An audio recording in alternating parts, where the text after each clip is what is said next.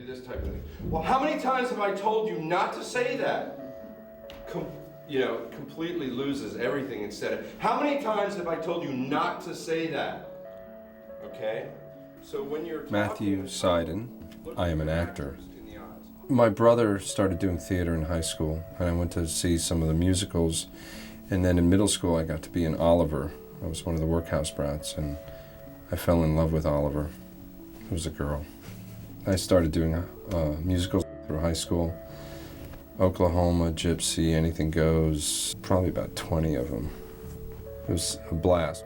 After college, I started taking acting classes in New York City, and the kids that were in that class were a little younger than me. They had just graduated high school, and I was out of college, and there were kids like Jennifer Aniston in that class, and Isai Morales, and they were all working on TV and commercials and film, and I never thought about doing that when I was in college, but that got me excited. So after New York, everybody ended up in Hollywood, so I followed them out there. The moment that stood out was when I was in Old Tucson, and I was doing a film, and I was playing a character named Longhair, which is a bad guy. And I had a full beard and an eye patch, yellow teeth, long hair.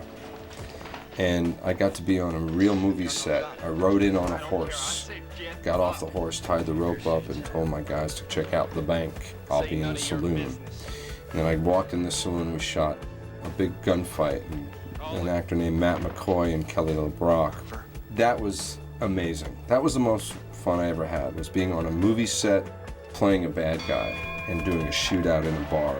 That was phenomenal.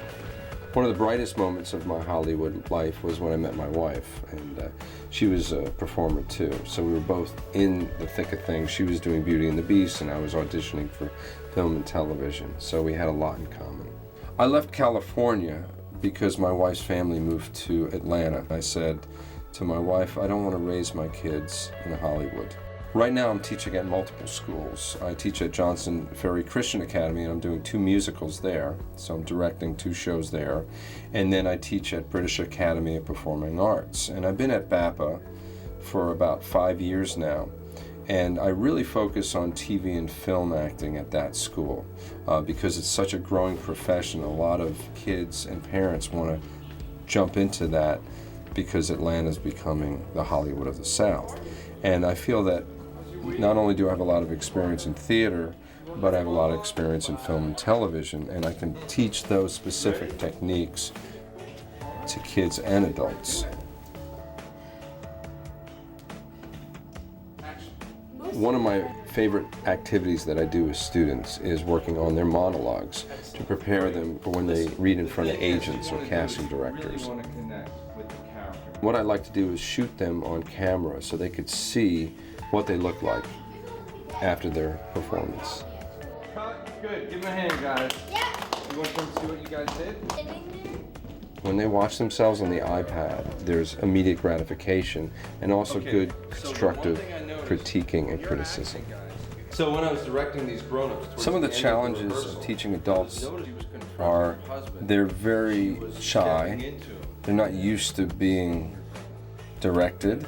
I like making adults feel a little uncomfortable and a little just out of the box, and I think acting is such a great tool for them to be, more responsive, use their imagination, and basically communicate better.